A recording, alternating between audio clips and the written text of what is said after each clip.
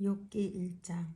우스라는 곳에 욥이라는 사람이 살고 있었다. 그는 흠이 없고 정직하였으며 하나님을 경외하며 악을 멀리하는 사람이었다. 그에게는 아들 7과 딸 셋이 있고 양이 7,000마리, 낙타가 3,000마리, 겨리소가 500쌍, 암나귀가 500마리나 있고 종도 아주 많이 있었다. 그는 동방에서 으뜸가는 부자였다. 그의 아들들은 저마다 생일이 되면 돌아가면서 저희 집에서 잔치를 베풀고 새 누이들도 오라고 해서 함께 음식을 먹곤 하였다. 잔치가 끝난 다음 날이면 욥은 의례 아침에 일찍 일어나서 자식들을 생각하면서 그들을 깨끗하게 하려고 자식의 수대로 일일이 번제를 드렸다. 자식 가운데서 어느 하나라도 알지 못하는 사이에라도 하나님을 저주하고 죄를 지었을 수도 있다고 생각하여 잔치가 끝나고 난 뒤에는 늘 그렇게 하였다.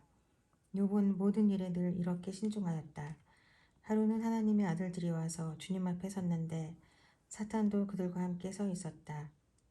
주님께서 사탄에게 어디를 갔다가 오는 일이냐 하고 물으셨다. 사탄은 주님께 땅을 이리저리 돌아다니다가 오는 길입니다 하고 대답하였다. 주님께서 사탄에게 말씀하셨다. 너는 내 종 욥을 잘 살펴보았느냐? 이 세상에는 그 사람만큼 흠이 없고 정직한 사람, 그렇게 하나님을 경외하며 악을 멀리하는 사람은 없다. 그러자 사탄이 주님께 아뢰었다. 욥이 아무것도 바라는 것이 없이 하나님을 경외하겠습니까? 주님께서 그와 그의 집과 그가 가진 모든 것을 울타리로 감싸주시고 그가 하는 일이면 무엇이나 복을 주셔서 그의 소유를 온 땅에 넘치게 하지 않으셨습니까? 이제라도 주님께서 손을 드셔서 그가 가진 모든 것을 치시면 그는 주님 앞에서 주님을 저주할 것입니다.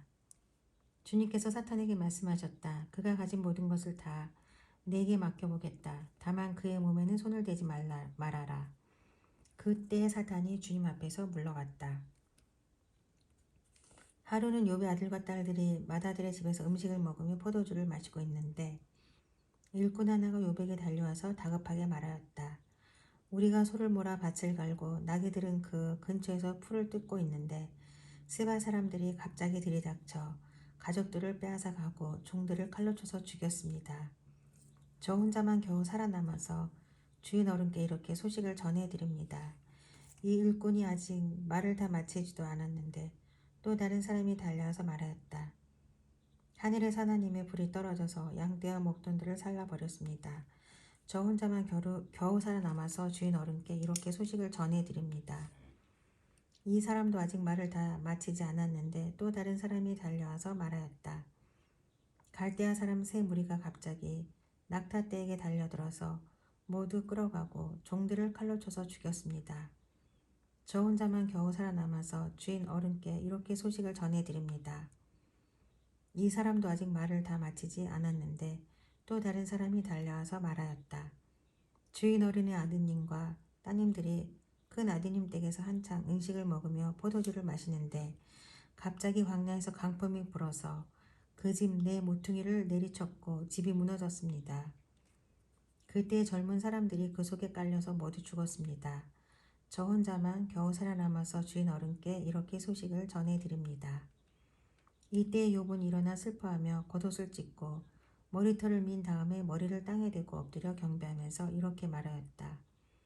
무태에서 빈손으로 태어났으니 죽을 때에도 빈손으로 돌아갈 것입니다. 주신 분도 주님이시오 가져가신 분도 주님이시니 주님의 이름을 찬양할 뿐입니다. 이렇게 욥은 이 모든 어려움을 당하고서도 죄를 짓지 않았으며 어리석게 하나님을 원망하지도 않았다. 2장. 하루는 하나님의 아들들이 와서 주님 앞에 서고 사탄도 그들과 함께 주님 앞에 섰다.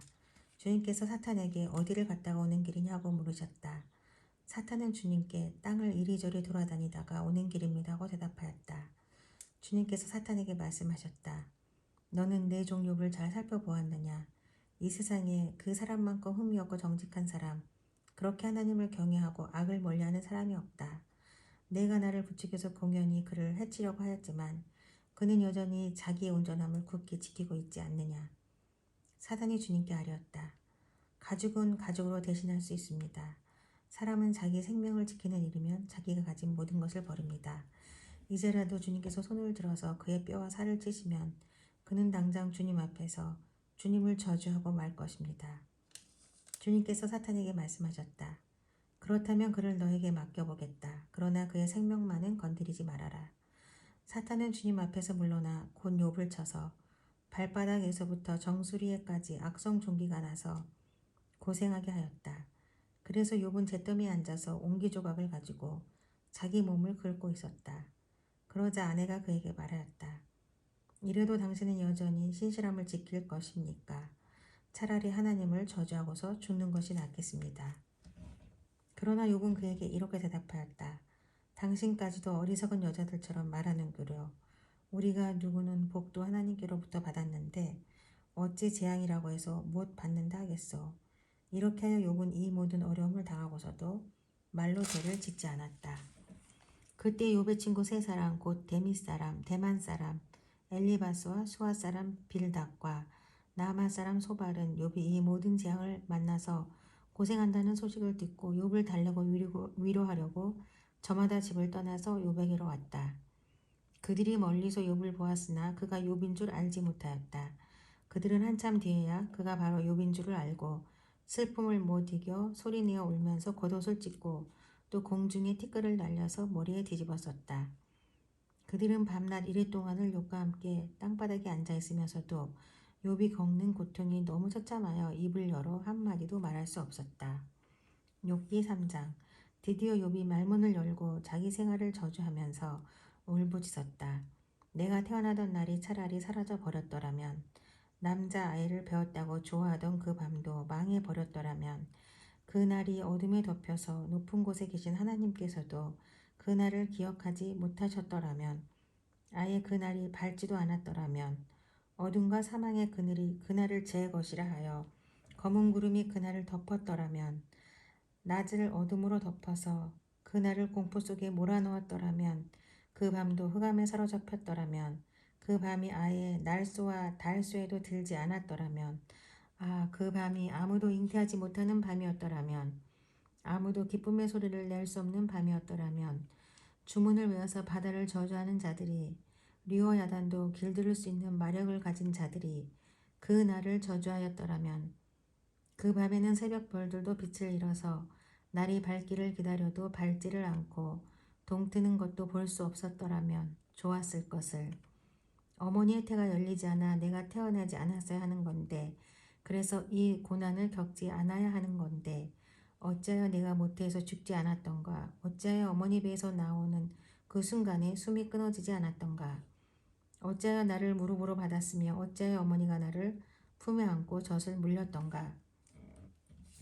그렇게만 하지 않았더라도 지금쯤은 내가 편히 누워서 잠들어 쉬고 있을 텐데, 지금은 폐허가 된 성읍이지만 한때 이 성읍을 세우던 세상의 왕들과 고관들과 함께 잠들어 있을 텐데, 금과 은으로 집을 가득 채운 그 통치자들과 함께 잠들어 있을 텐데, 낙태된 피덩이처럼 살아있지도 않을 텐데, 햇빛도 못 본 피덩이처럼 되었을 텐데, 그곳은 악한 사람들도 더 이상 소란을 피우지 못하고 삶에 지친 사람들도 쉴 수 있는 곳인데, 그곳은 갇힌 사람도 함께 평화를 누리고 노예를 부리는 감독관의 소리도 들리지 않는 곳인데, 그곳은 낮은 자와 높은 자의 구별이 없고 종까지도 주인에게서 자유를 얻는 곳인데, 어찌하여 하나님은 고난당하는 자들을 태어나게 하셔서 빛을 보게 하시고 이렇게 쓴 인생을 살아가는 자들에게 생명을 주시는가?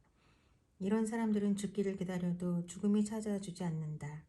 그들은 보물을 찾기보다는 죽기를 더 바라다가 무덤이라도 찾으면 기뻐서 어쩔 줄 모르는데, 어찌하여 하나님은 길 잃은 사람을 붙잡아 넣어주시고 사방으로 그 길을 막으시는가?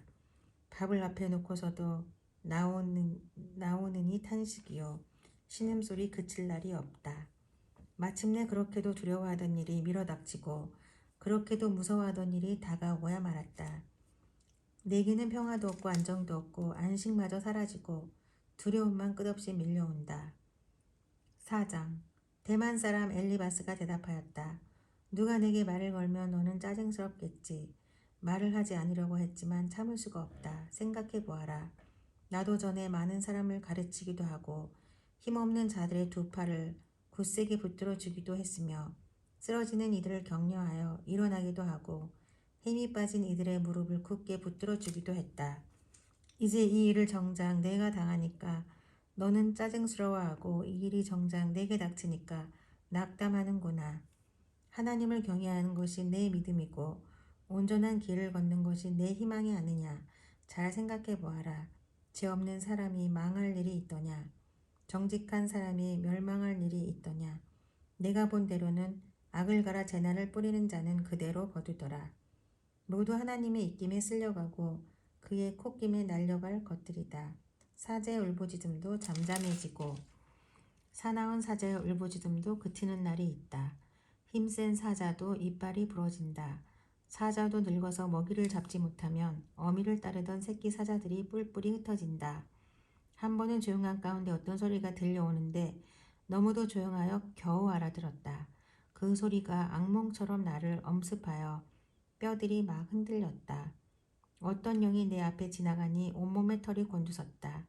영이 멈춰 서기는 했으나 그 모습은 알아볼 수 없고 형체가 어렴풋이 눈에 들어왔는데 죽은 듯 조용한 가운데서 나는 이런 소리를 들었다. 인간이 하나님보다 의로울 수 있겠으며 사람이 창조주보다 깨끗할 수 있겠느냐. 하나님은 하늘에 있는 당신의 종들까지도 믿지 않으시고 천사들에게마저도 허물이 있다고 하시는데 하물며 흙으로 만든 몸을 입고 티끌로 털을 삼고 하루살이에게라도 눌려 죽을 사람이겠느냐. 사람은 아침에는 살아있다가도 저녁이 오기 전에 예고도 없이 죽는 것, 별 수 없이 모두들 영원히 망하고 만다. 생명 줄만 끊기면 사람은 그냥 죽고 그 줄이 끊기면 지혜를 찾지 못하고 죽어간다. 욥기 5장. 어서 부르짖어 보아라. 내게 응답하는 이가 있겠느냐. 하늘에 있는 거룩한 이들 가운데서 그 누구에게 하소연을 할 수 있겠느냐. 미련한 사람은 자기의 분노 때문에 죽고 어리석은 사람은 자기의 질투 때문에 죽는 법이다. 어리석은 사람의 뿌리가 뽑히고 어리석은 자의 집이 순식간에 망하는 것을 내가 직접 보았다. 그런 자의 자식들은 도움을 받을 데가 없어서 재판에서 억울한 일을 당해도 구해주는 이가 없었고 그런 자들이 거두어들인 것은 굶주린 사람이 먹어치운다. 가시나무 밭에서 자란 것까지 먹어치운다. 목마른 사람이 그의 재산을 삼켜버린다. 재앙이 흙에서 일어나는 법도 없고 고난이 땅에서 솟아나는 법도 없다. 인간이 고난을 타고 태어나는 것은 불티가 위로 나는 것과 같은 이치다. 나 같으면 하나님을 찾아서 내 사정을 하나님께 털어놓겠다. 그분은 우리가 측량할 수 없는 큰 일을 하시며 우리가 헤아릴 수 없는 기이한 일을 하신다. 땅에 비를 내리시며 밭에 물을 주시는 분이시다. 낮은 사람을 높이시고 슬퍼하는 사람에게 구원을 보장해 주시며 간교한 사람의 계획을 꺾으시어 그 일을 이루지 못하게 하신다. 지혜롭다고 하는 자들을 적궤에 좁게 하시고 교활한 자들의 꾀를 금방 실패로 돌아가게 하시니 대낮에도 어둠을 만날 것이고 한낮에도 밤중처럼 더듬을 것이다. 그러나 하나님은 가난한 사람들을 그들의 칼날 같은 입과 억센 소나기로부터 구출하신다. 그러니까 비천한 사람은 희망을 가지지만 불의한 사람은 스스로 입을 다물 수밖에 없다. 하나님께 징계를 받은 사람은 그래도 복된 사람이다. 그러니 전능하신 분의 훈계를 거절하지 말아라. 하나님은 찌르기도 하시지만 싸매어 주시기도 하시며 상하기도 하시지만 손수 낫게도 해주신다. 그는 6가지 환난에서도 너를 구원하여 주시며 7가지 환난에서도 재앙이 내게 미치지 않게 해주시며 기근 가운데서도 너를 굶어 죽지 않게 하시며 전쟁에 벌어져도 너를 칼에서 구워주실 것이다. 너는 혀의 저주를 피할 수 있어 파멸이 다가와도 두려워하지 않을 것이다. 약탈과 굶주림쯤은 비웃어 넘길 수 있고 들짐승을 두려워하지도 않을 것이다. 너는 들에 흩어진 돌과도 계약을 맺으며 들짐승과도 평화롭게 지내게 될 것이다. 그래서 너는 집안이 두루 평안한 것을 볼 것이며 가축 우리를 두루 살필 때마다 잃은 것이 없는 것을 볼 것이다. 또 자손도 많이 늘어나서 땅의 풀같이 많아지는 것을 보게 될 것이다. 때가 되면 곡식단이 타작 마당으로 가듯이 너도 장수를 누리다가 수명이 다 차면 무덤으로 들어갈 것이다.